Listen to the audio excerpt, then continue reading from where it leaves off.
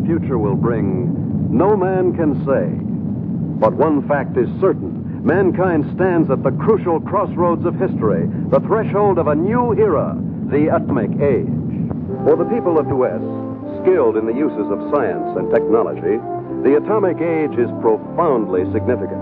Across a continent enormous in its agricultural potential, Americans have drawn from the earth a rich cities, have reared towers into the sky, have spun intricate networks of highways across the land. By the application of science, industry has grown increasingly productive, making possible a good way of life. With assurance, Americans look with an abiding faith to the future. For many, citizen and scientist alike, atomic energy means the promise of a more abundant life. But for many another, the atom is a threat, an evil promise, the paralyzing panic of our time. Thus, to answer the perplexing question of the atom and its implications, the people have turned their attention to the forum of public affairs, have sought to search out realities, to find the facts, or to listen to men of science, like Dr. Jeremiah Morley, famed geologist, the embattled founder of the now defunct Society to Save Civilization. It was Morley who told a Los Angeles audience that a series of atomic explosions, either accidental or deliberate, could set off a chain reaction to annihilate every man, woman, and child on the face of the earth. It could cause the death of every living thing. In a gloomy report, Morley took a dim view of history, recalled the tragically repetitious story, the decline and fall of all past civilizations. Said Morley, modern civilization could, by the phenomenon of atomic fission, be brought to dust and ashes. For example, if an A-bomb were detonated at the Empire State Building, the area of total destruction would cover an area of 2 miles. Now, since the A-bomb is already obsolete, consider the area of total destruction of an H-bomb.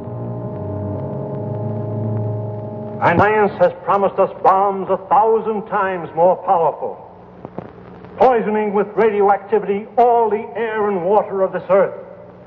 This could mean not only the end of our own civilization, but the very possibility of any future civilization. What are we going to do about it? I'll tell you what I am going to do about it. I have a plan to preserve human life on this planet. I hope you will join with me in carrying it out.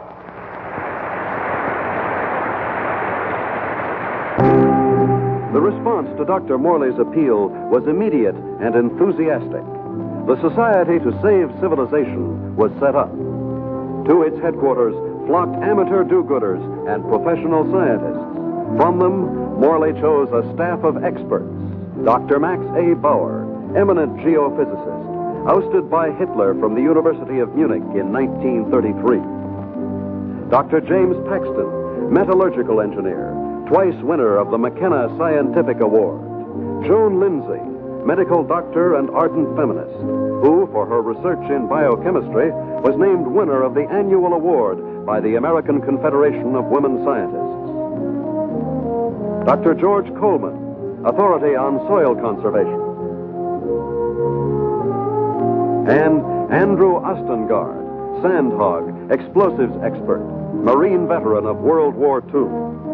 It was this team, qualified each in his own way, that helped set in motion Morley's audacious project, a daringly planned program, which he took 3 months later to the board of directors of the Carlyle Foundation. And so my colleagues and I believe that humanity can escape annihilation, can find a temporary haven, a promise of hope that, come what may, life can be sustained deep within the earth itself. Far below the surface, we shall seek a natural, a geological shelter. We have a team ready for the effort. All we lack are funds.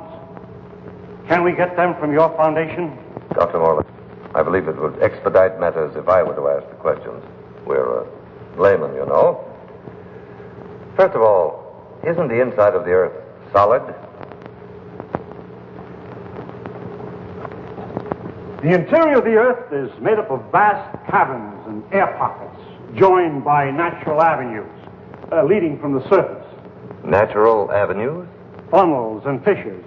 Such a fissure lies within the world's largest extinct volcano at Mount Nelly. That is where we intend to start our journey. Well, these funnels, how far down do they go? Hundreds of miles, perhaps thousands, to the very core of the Earth. But isn't the inside of the Earth, the very core, a molten, fiery mass? To the contrary. The latest body of theory holds that the inside of a sphere, such as the Earth, is cooler than the temperature at its surface. And how would you traverse these thousands of miles? Dr. Coleman, the perspective drawings, please. This is a cyclotron. A what? It's an amphibious conveyance based on the principles of an ovoidal atmosphere. A what? Like a submarine, with the mobility of a tractor. Its head contains a burrowing device, and its walls can withstand extremes of temperature and pressure. But even with the cyclotram or the bathysphere or the whatnot, how do you know you'll be successful in finding this underground haven? We don't know, but we must try. There is no other alternative, no other course, no other hope of keeping the spark of life alive. And the cost?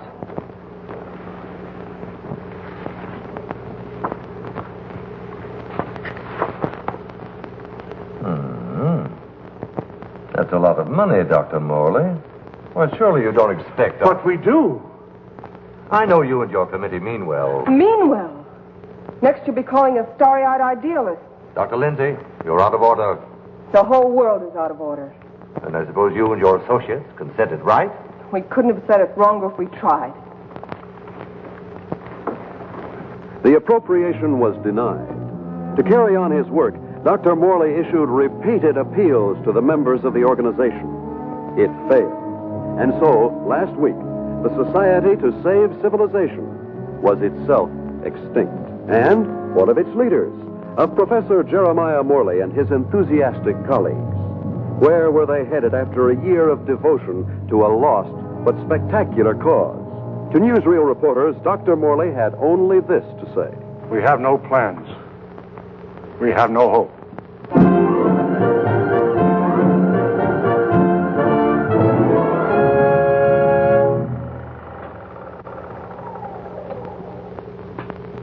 Better stand by, Frank. We may want to run that again. Well, gentlemen, what do you think?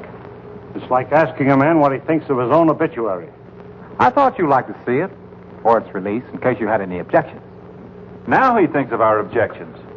You've been crucifying us for a year, Mr. Thompson. In the newspapers you edit, the magazines you publish, and the syndicates you control. And now this newsreel. Just a minute, gentlemen. You seem to have me confused with my father. He dictates the policies of our publications. Like father, like son. Nothing, Dr. Bauer, could be more unscientific. As a matter of fact, my father and I never see eye to eye on anything. So he's the villain of the piece and you are the hero. Quite the contrary. My father has all the virtues of our society.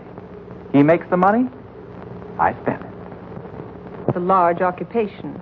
Oh, I have no occupation. I'm strict. You wouldn't. That idea of yours, Dr. Morley, about exploring the inside of the Earth. You know, I'd like to try that, just for the kicks. I'm sure you wouldn't find it very exciting. Oh, I don't know. Gentlemen, I came here tonight with a proposition. I have some money of my own. I would like to finance your project. Are you serious? Sit down, my boy. There's one stipulation, however. I go with you. And what could you do? I'm afraid you don't realize what you'd be up against. Going 1,000 miles inside the Earth. Just to satisfy a whim? Gentlemen, you act as if the fate of humanity hung upon you granting me this whim.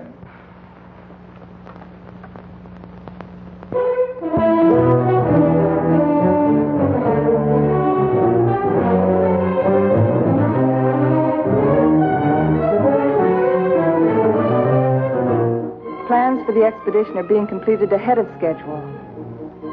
And Morley is pleased with our progress. The cyclotram nears completion. Adequate nutrition in concentrated form has been perfected. And for an auxiliary water supply, the Sloan H2O condenser will be used. By the study of our laboratory animals in a new environment, we expect to gather important scientific data. At last, the cyclotram is ready to be loaded aboard the SS Aurora.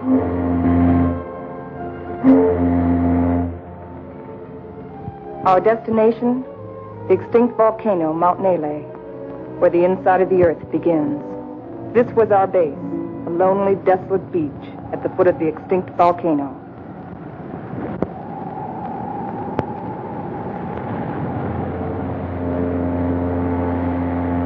Well, let's go.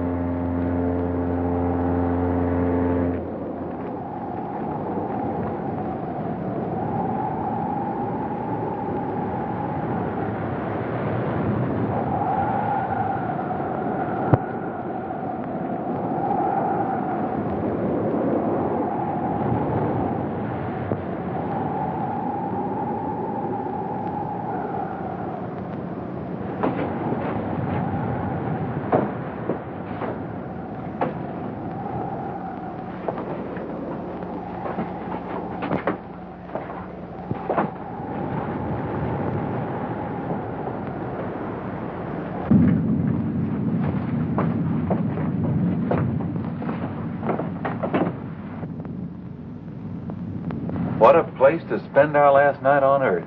You sound like we'll all be dead in the morning. It's a possibility if we stay here.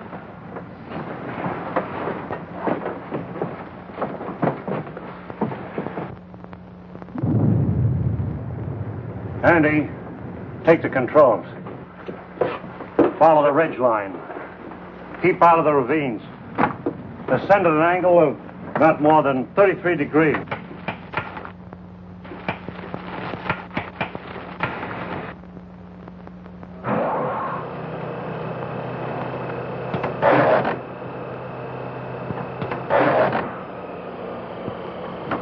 Something's wrong.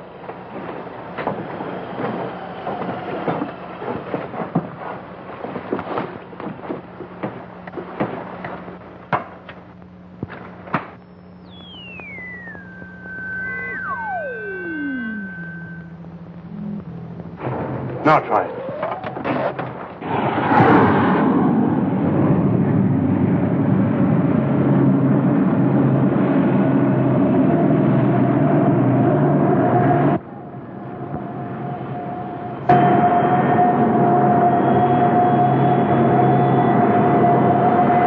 Sustain 2,000 RPM. And follow our chart plan, R4. Check.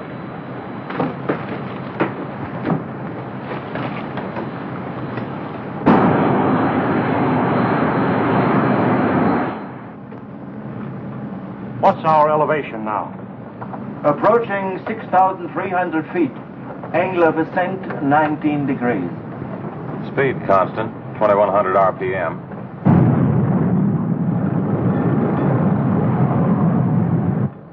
I wonder how long this iron lung is going to hold up. You can still beg out. You can't get rid of me so easily. Give me a reading on the forward rotational unit. We're up to 9,000, climbing at 24 mph. Angle 31 degrees. At that rate, we'll make the summit in 4 hours.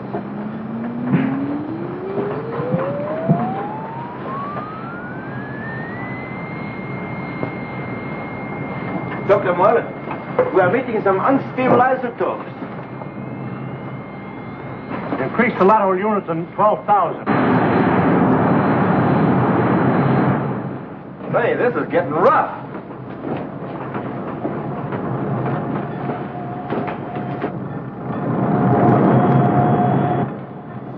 We're approaching position R4. Our computations show an error of less than plus 0.14. Good. We'll reach the summit in 30 minutes.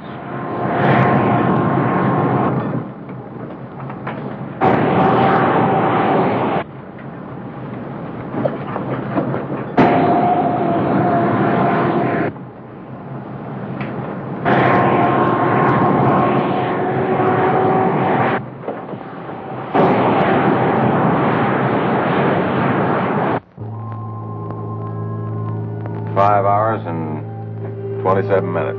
Excellent. 33 minutes ahead of our estimated schedule. We'll make a final check of our position before we enter the crater.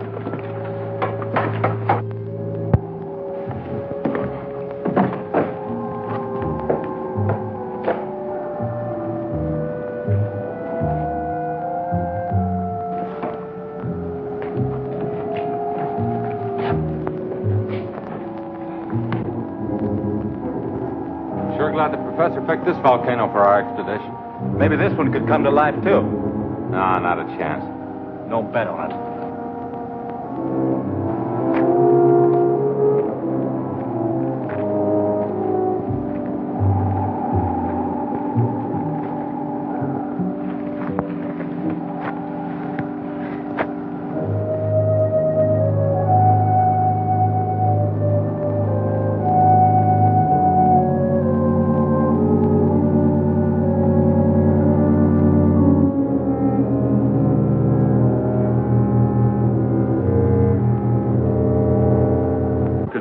There's no reason for us to wait till dawn. We'll proceed into the crater now.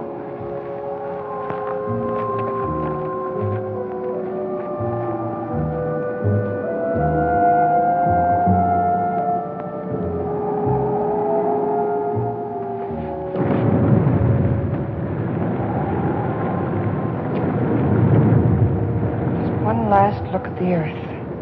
Yeah. What a way to remember it. Downward spiral. Keep to the inside ledges. Speed 1,200 RPM.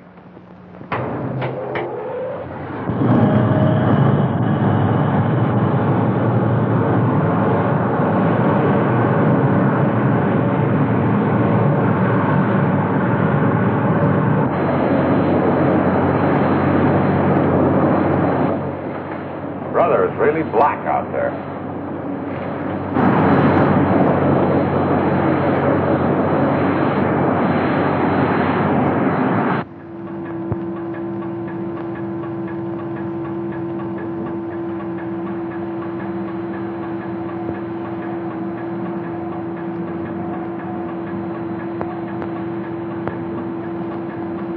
As we descend ever deeper into the volcano, I have observed no unusual physical symptoms. Paxton seems withdrawn, irritable, but with such an annoyance as Wright Thompson present, the condition may not be considered abnormal. The descending ledges are getting awfully narrow. We must be at position R18.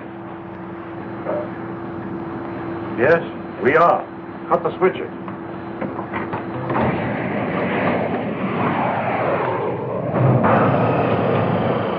We'll be doing some hiking now. Better have some breakfast.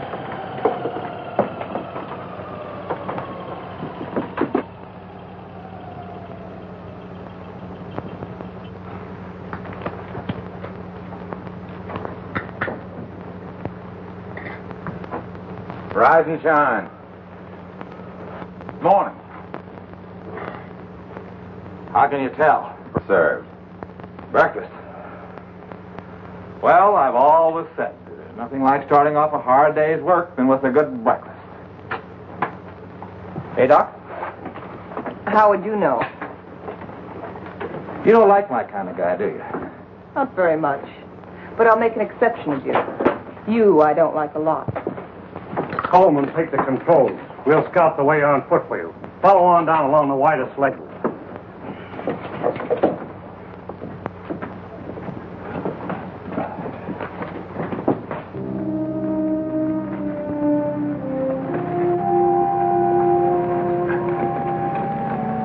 Watch that, it's loose.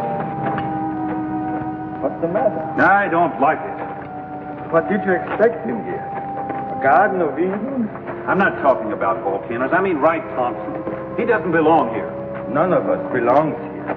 We're doing what has to be done. He doesn't feel that responsibility.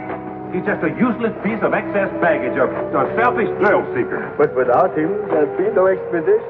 Pardon me.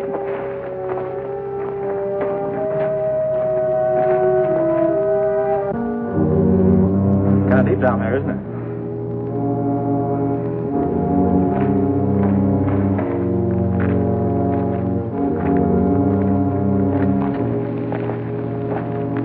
Nice friendly bunch, those scientists. Oh, what's your trouble? Oh, nothing, but don't they ever talk? Not unless they got something to say. That's the way it is with smart people. Maybe they're not so smart. Maybe they don't know what they're doing down here. Listen, Buster. Each one of them has taught us more colleges than you've flunked out of. So what are you doing down here among all those brains? I managed to make myself useful. It might be well if you did the same thing. Doing what? This.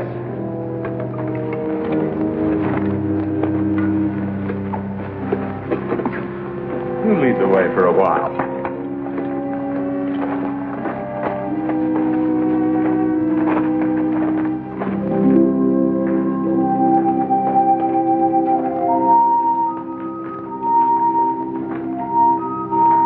We've hit bottom. Rock bottom. Hello, Coleman. Coleman, come in. Go ahead. We've reached the end of the channel. Establish our position. Our depth below mean sea level, 2.6 miles.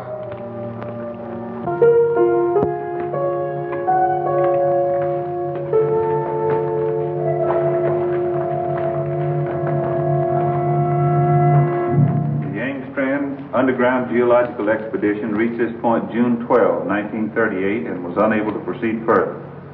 Why anyone who follows us should want to go further, we do not know, but we assume that they have good reason for doing so. Good luck. If Engstrom were living today, he'd know the reason. The world has changed since 1938. The world has changed since yesterday. We better get to work.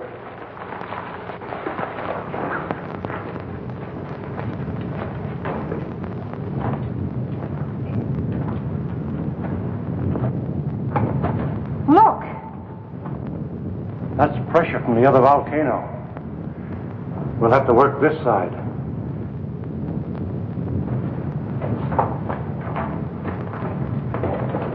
Paxton! Yes, Dr. Morley? Start making density readings on that wall over there. Yes, sir.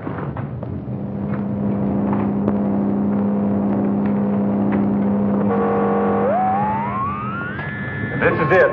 The point of least resistance. Okay, Andy.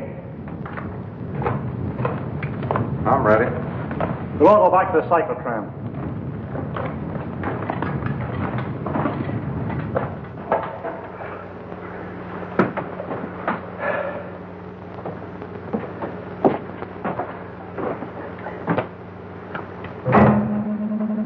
Fuses 1 and 2 set.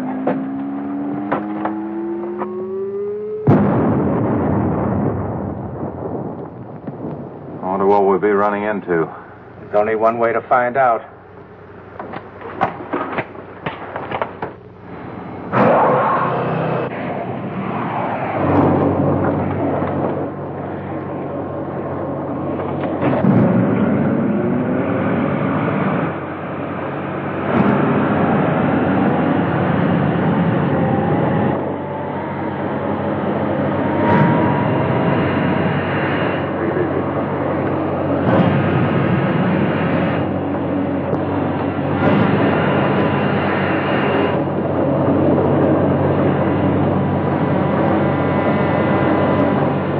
Broken through.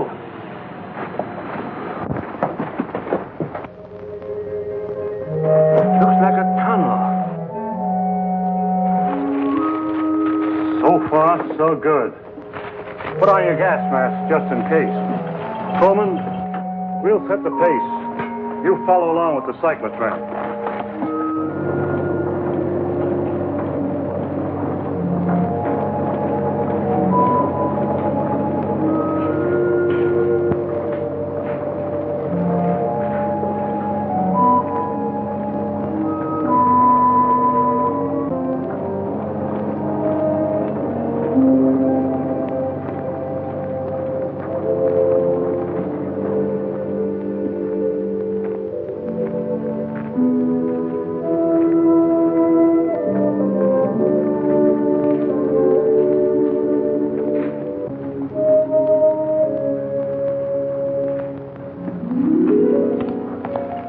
The air is fresh and clear.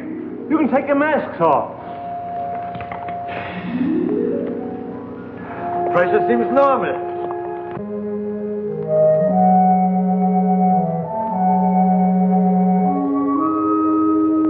I wonder where it leads. That's exactly what we're going to find out. Lead the way, Andy.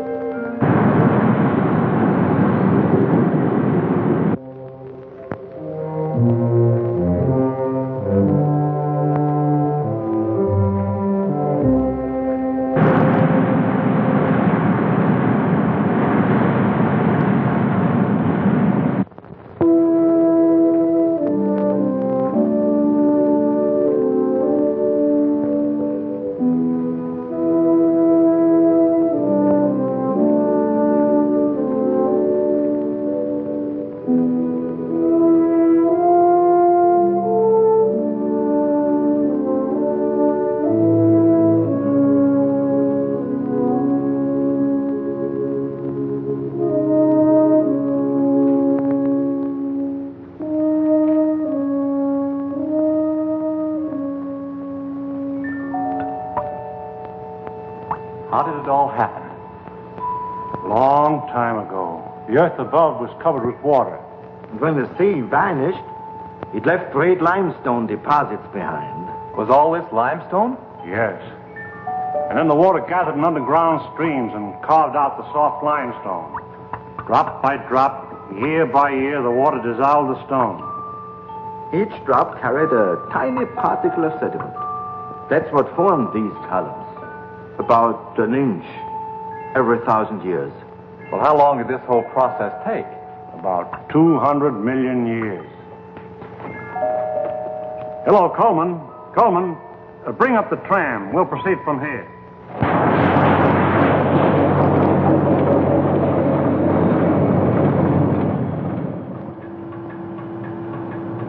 We're down 100 miles. You better pull up.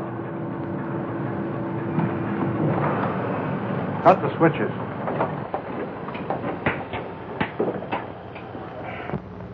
It's funny. When we first got here, I felt a sort of exaltation. Now I feel depressed. I don't know why. The oxygen content is adequate. I know. But I too feel suffocated. Maybe it's the unreality of this place. You know, once when I was working in the Holland Tunnel, I got cut off from my crew for 10 hours. I felt this way then.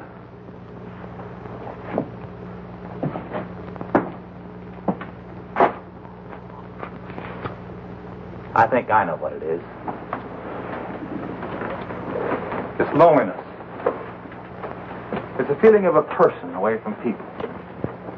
I felt it on the top of a mountain in Tibet, in the jungle, and on the Arabian desert. It's like the last cord tying you with humanity has been cut. It's more than that. People have dignity only in relation to many other people. Alone, a man is as useless as any rock out there. No, you're both talking nonsense. Nature doesn't influence man. Man influences nature. One man, one strong man, can change nature. Oh, you're wrong, Dr. Paxton. It isn't one man. It's many men working together. Right, teacher? Men together are no more than sheep.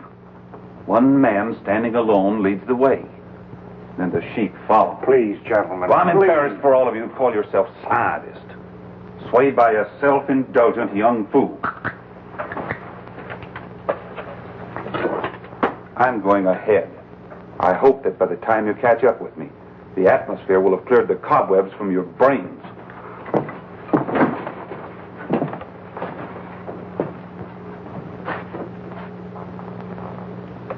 I'd better go with him. It isn't safe for a man to be alone down here. Ah, he's all right. He's the leader type. I'll go with them anyway. There wouldn't be leaders if there weren't sheep like me to be led.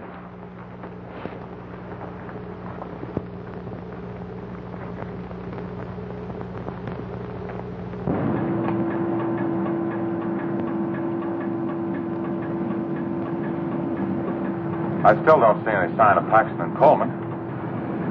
Well, keep going.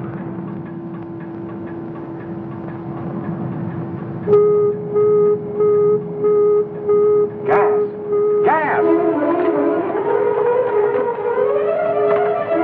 Paxton and Coleman. They forgot their gas mask.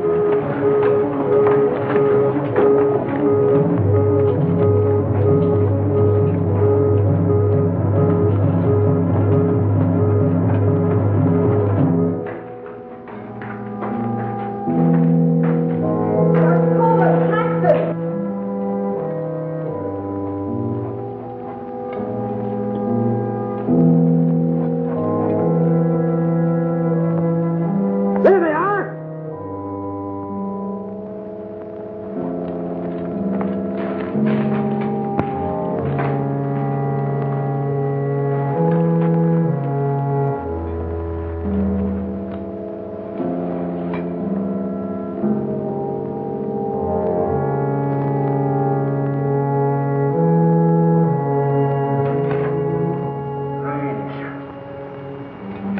Digging a grave 110 miles under the earth.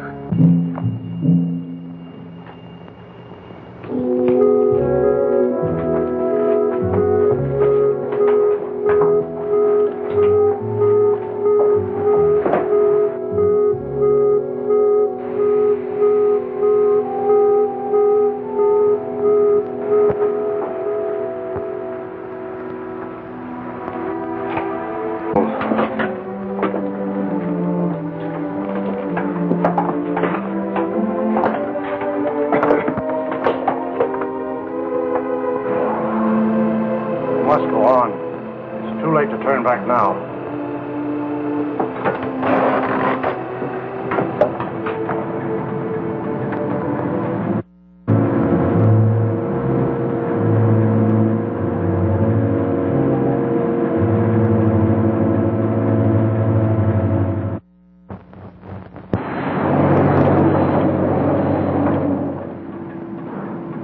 No. Andy?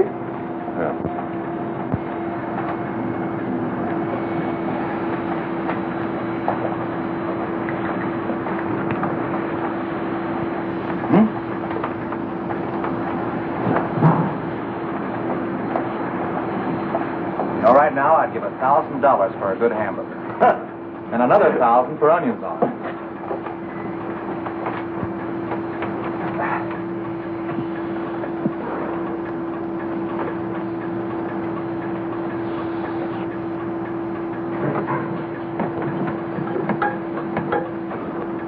Dr. Morley, our water supply is...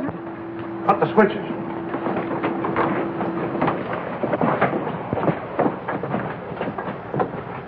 Polluted by the gas fumes. Yeah, somebody left it open. Back there just before Paxton and Coleman took off. I guess I forgot to close it. Oh, you... Andy! It was an accident. An accident? We may never find water again. Now I suppose you'd give $1,000 for a glass of that. Andy, there's a job to be done. We've got to find water fast, and in this area. Yeah, I know. We got about a chance in 1,000 of finding it.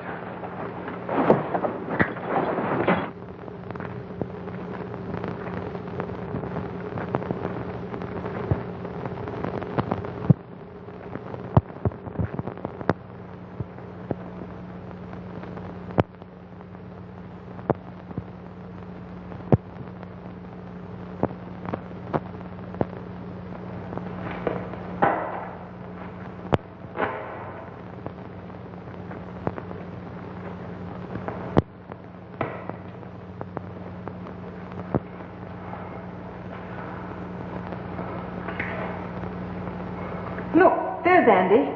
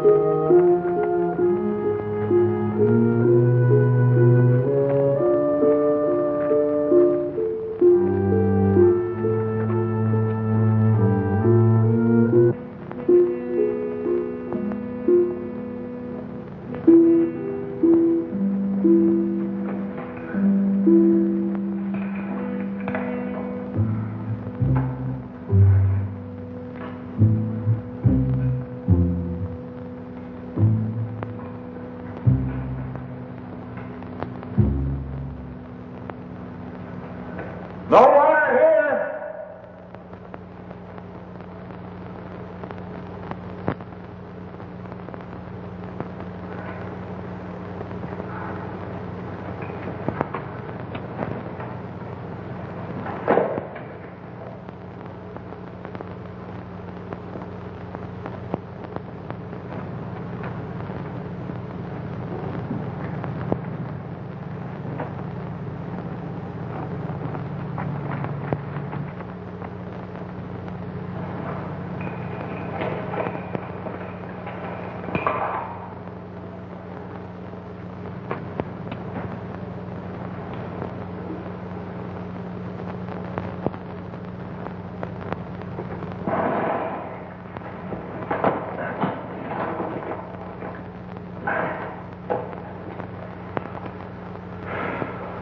Thing like this enough to drive a man stark crazy. It's no use. 240 miles inside the earth. Yeah, and no water.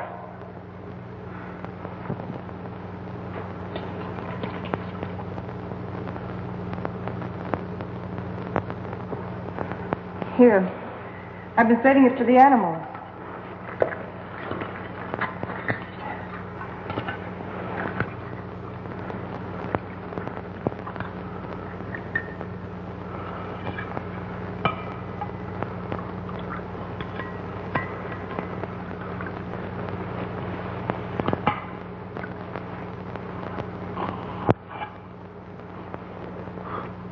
Go ahead. Enjoy yourself.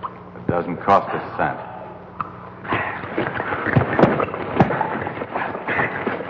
Stop it! Andy! This is ridiculous. We have something larger at stake than your personal petty feuding. Now, you two can come with us or stay here and kill each other. I'm going after the cyclotron. Never mind. I'll go get it.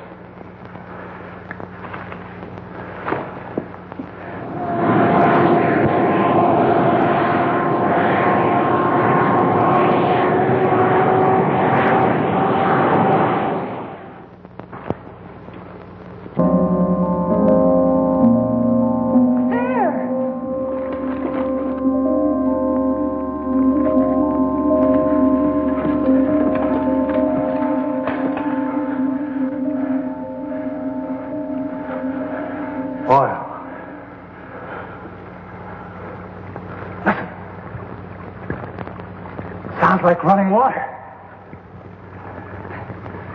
But where is it coming from?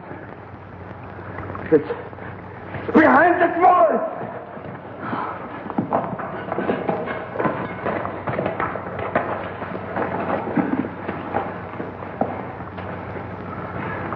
It is running water. Well, why don't we go through the wall with a cyclotram? No. There's this brother. There's still such a thing as too much butter. It could be an underground sea. Andy, bring a couple of heavy hammers.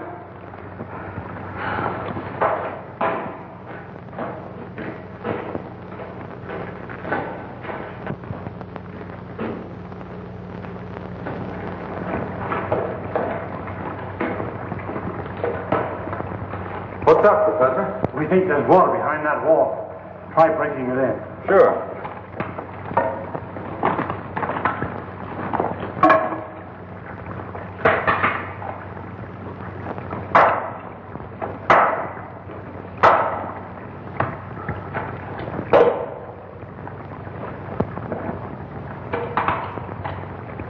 I brought 2 hammers, you know.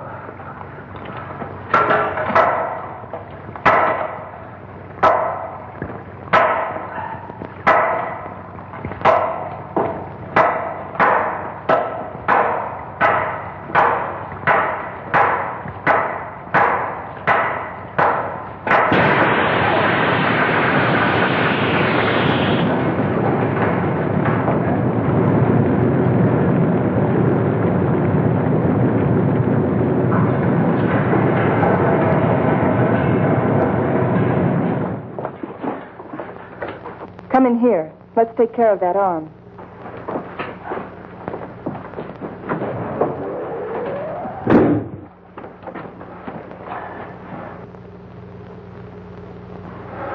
The outside temperature is rising fast. It's up 280 degrees now. It looks as if it could go on forever.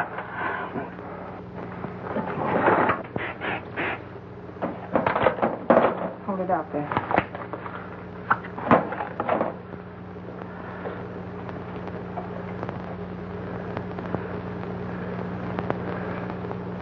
Outside temperature. It's dropping fast. The outside pressure is dropping, too. Good. Condensation will soon take place. There. You're a pretty good doctor at that. You're a pretty good patient at that. Thanks. Here. Put this on.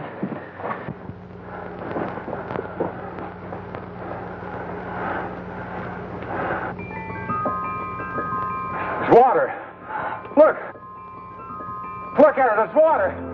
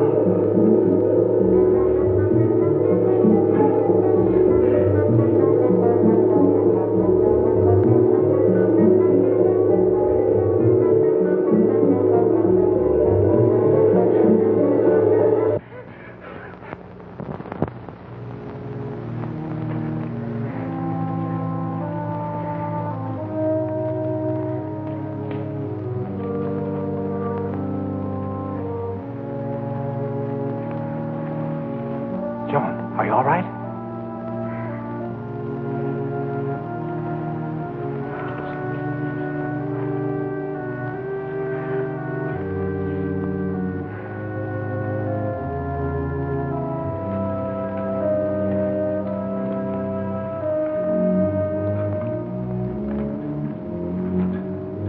Well,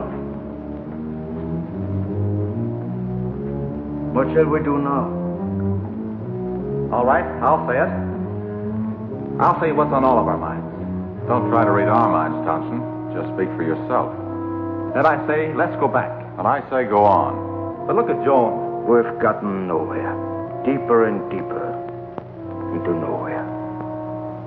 We've failed. Would our failure be any less if we turned back now? Our chances of living would be greater. If we go on, we're dead. As dead as Paxton and Coleman. That's a chance we have to take. The stakes are high, higher than our lives. They involve the life and death of all mankind. That's a great speech. But I won't buy it. All right. Let's put it to a vote. Thompson? Go back. Andy? Go on. Bauer?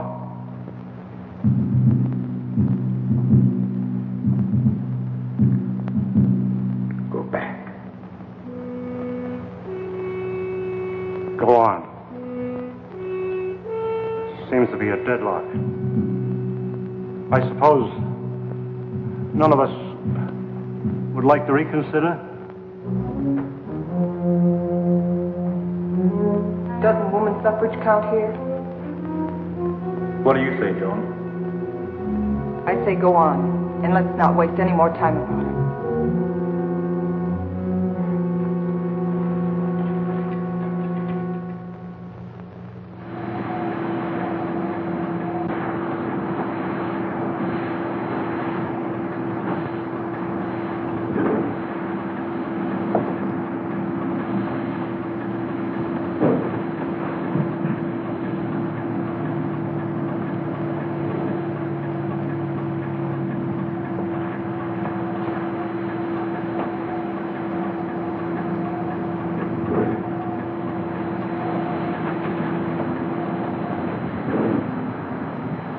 How are those burns coming along? Good as new.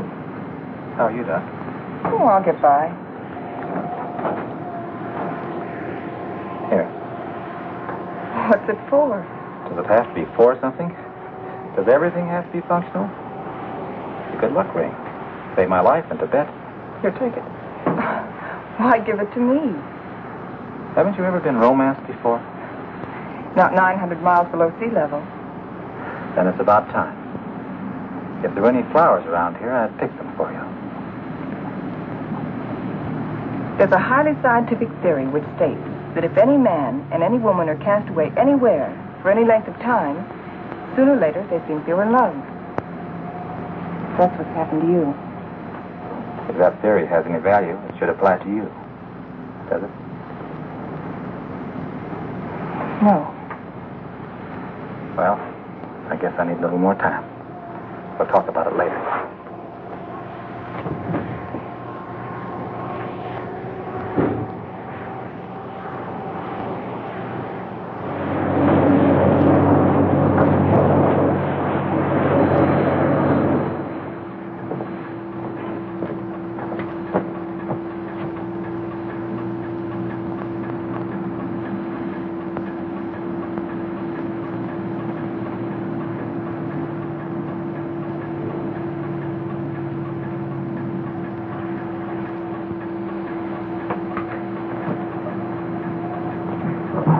Say, how about pulling this jalopy level for a minute? Just long enough for us to get out of these straitjackets and stretch.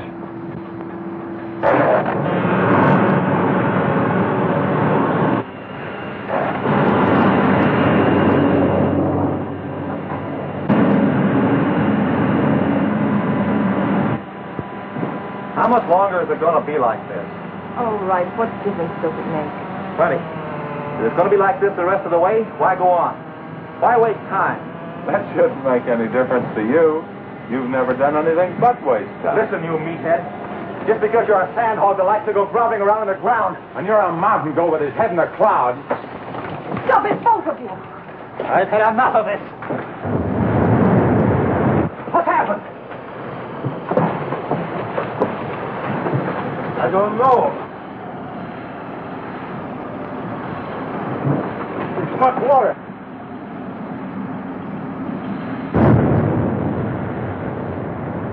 We are out of it.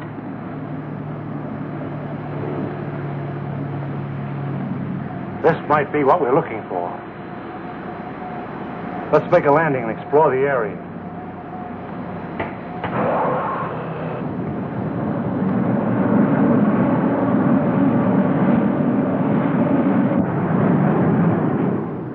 It's got a high calcium content, but it's drinkable. Hey! Look what I found.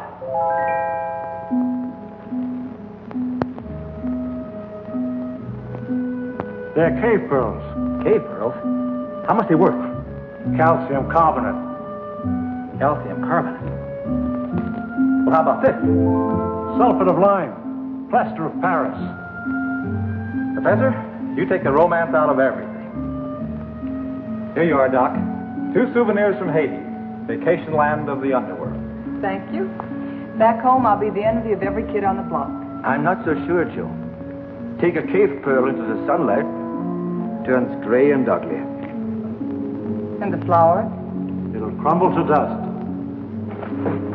Hey, Professor, how about these fish? It's a rare species. They're edible, though. They have no eyes. I think I'll stick to pills. They lost their eyes 10 million years ago.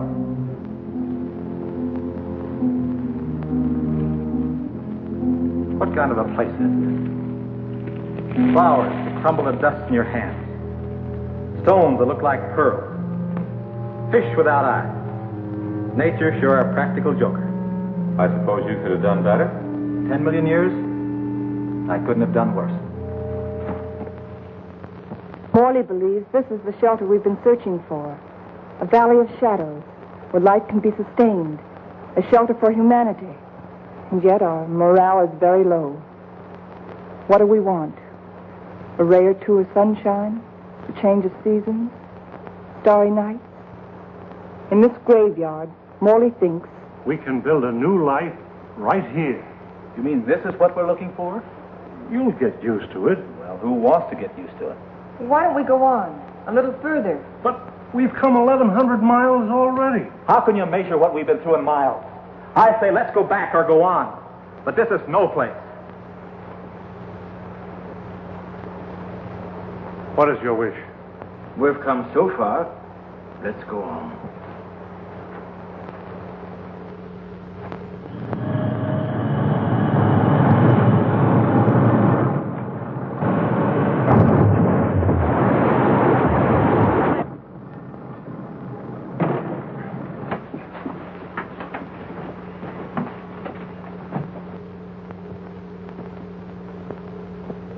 Well? Which way do we go?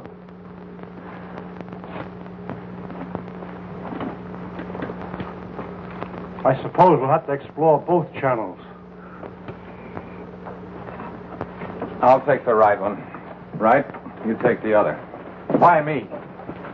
I'll tell you why. I'm sick of taking your orders. That's the trouble with you, Thompson. That's all you do is take, you never give. Without me, there wouldn't have been any expedition. Well, that's not enough. It's time you gave something yourself and not your pocketbook. Andy. We might as well get started.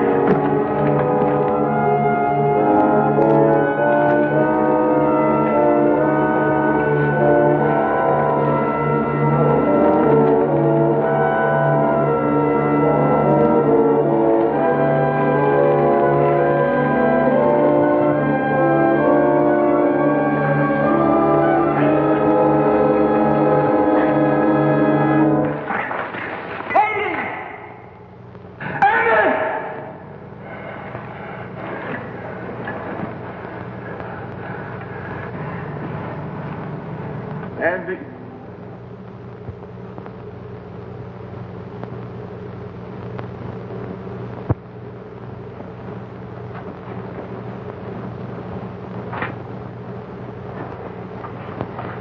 You're supposed to be taking it easy. Try to get some rest. Listen to me, Wright. You've been like this for days. How long can you keep it up? He didn't like me any more than I liked him. Yet he saved my life. It doesn't help brooding over it. But he died saving my life. He did what he believed was right.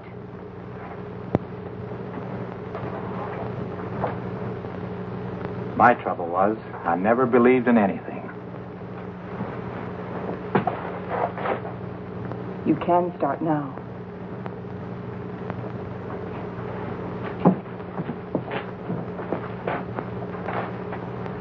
Morley wants to go back to that Valley of the Shadows he liked so much. Well, it's better than this. But it isn't good enough. What do you want to do? I too want to go back. But all the way back. Now that Andy's dead. Now that Andy is dead, we've got to go on. We've got to, until we find what we're after. If we fail, then we can talk about going back.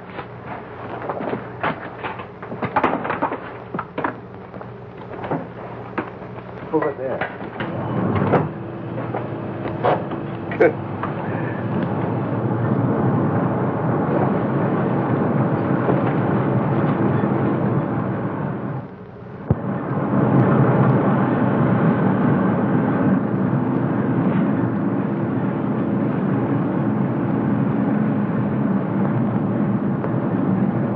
This must be a continuation of the other river. No, I think it's just a seepage from it. Listen. What's that?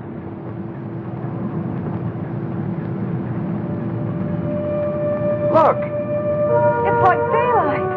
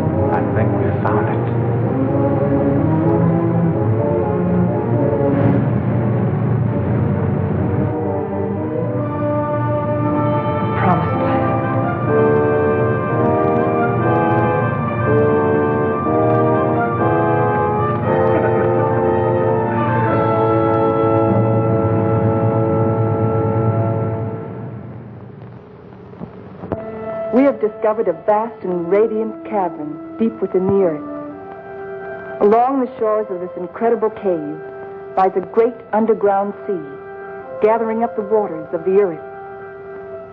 A strange, sunless light is reflected from the phosphorescent dome. The glowing peaks are weathered and sharp, and the gullies deep. The wind is soft, and the climate pleasant. Vapors rise up into the bright dome, forming luminous clouds.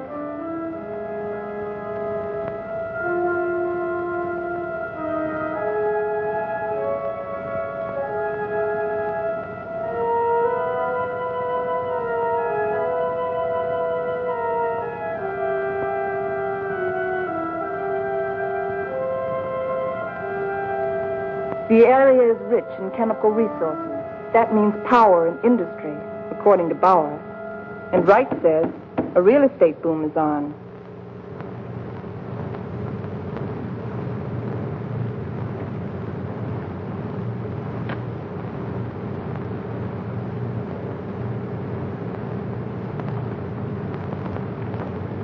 Well, you got a match? Sure.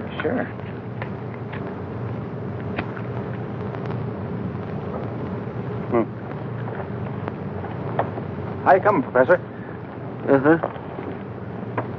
Still feeding those rabbits? They eat like pigs. Small wonder. They're expecting in a couple of weeks.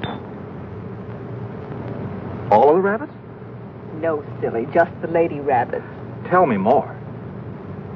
Here, make yourself useful. Get some more water. Explorations and surveys of the surrounding area continue. Morley and Thompson have set out toward the southeast to investigate the land and its potentialities.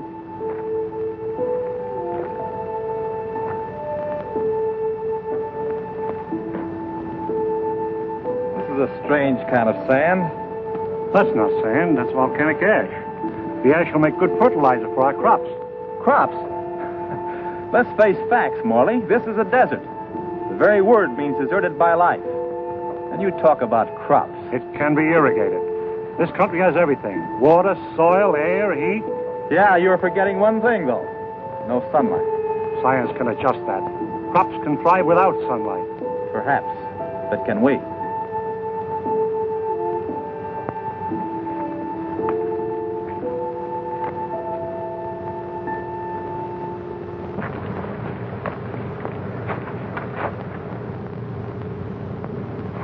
What sort of species is it?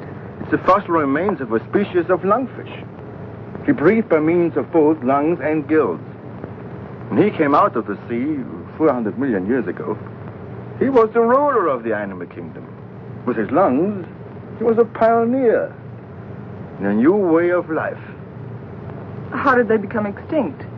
Like some of us on Earth, they seem to hurry the process of extinction. Let's get out of here.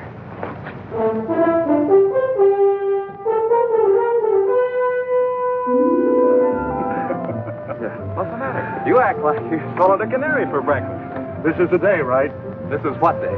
The day we're expecting the first litter of rabbits. Well, who's going to pass the cigars around? You apparently don't realize the importance of it. Oh, I'm sorry.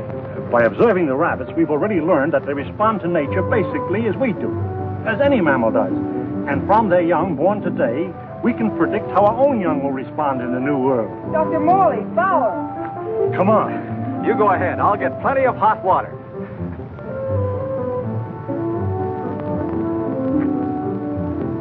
Well, how many boy rabbits and how many girl rabbits, huh? What's the matter?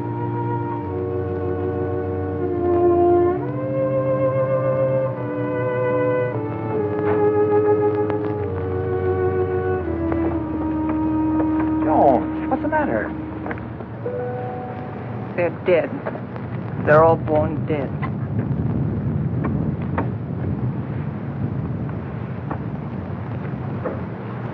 I can't understand it. Why? Why? There must be some cause, some biological reason. We've been searching for causes. Our investigations have been checked, tests rechecked. Examination of genetic tissue proves that all experimental animals born here are sterile.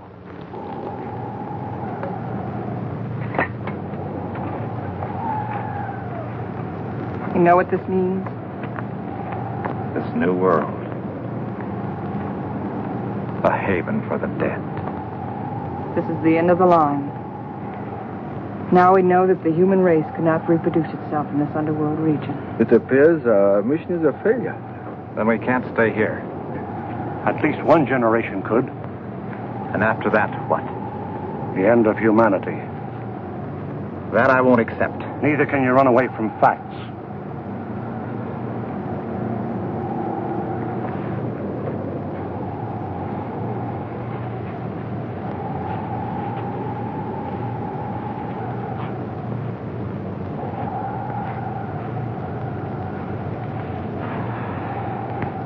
I've always run away. Climbing mountains. Trying to prove something. I don't know what. I too ran away instead of fighting. And now I've run away again. And I was always afraid I couldn't compete in a man's world. I think I want to go back and try again. Go back to what? To a world bent on self-destruction? We can live the rest of our lives here in peace. Morley, you're wrong. This isn't peace. This is a resting place for the living dead. I don't believe it's the end of the world. I don't believe it's the end of mankind. You're young. You don't know. I've lived through the terrors of 2 great wars. I've had enough.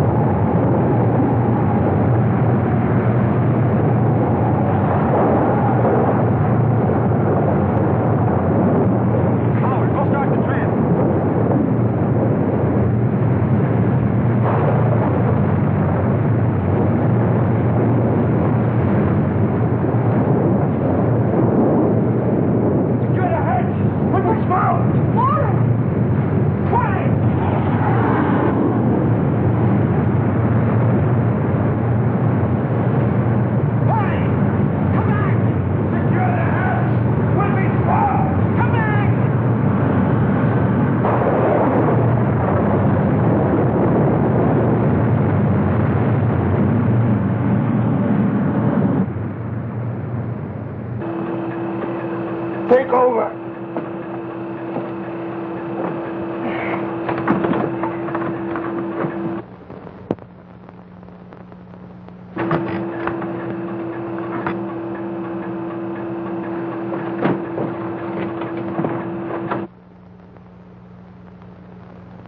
Something's wrong. Something's pulling us down.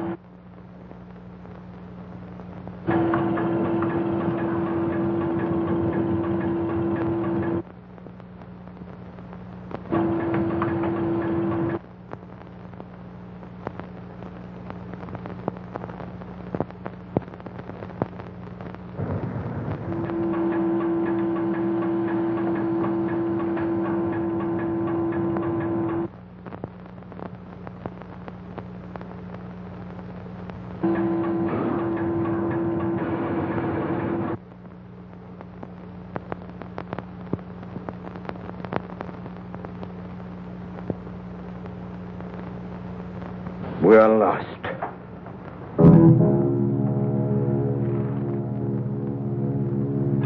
We're in a blind alley. Ever since we started, we've been in a blind alley. We can't bury ourselves in the earth and expect to live. Maybe that's the secret. Morley understood. Strange. We didn't know it before. I used to be afraid of death. I was afraid of life.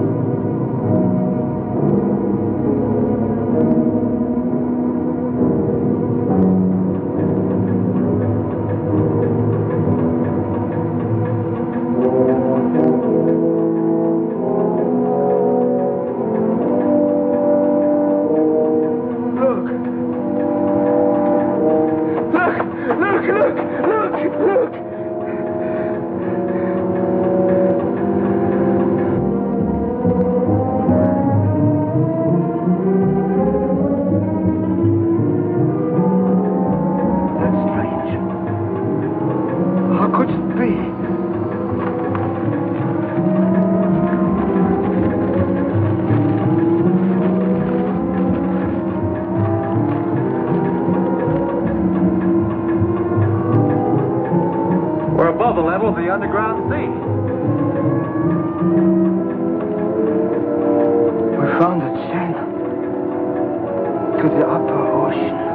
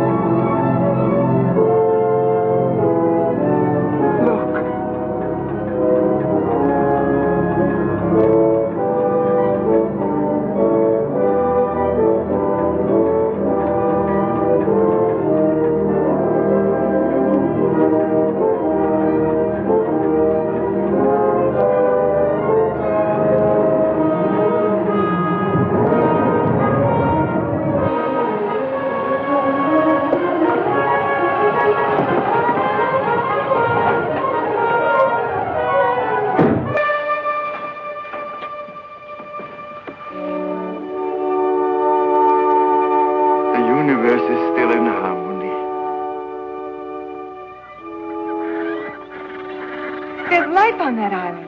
People. I feel like I'll live forever.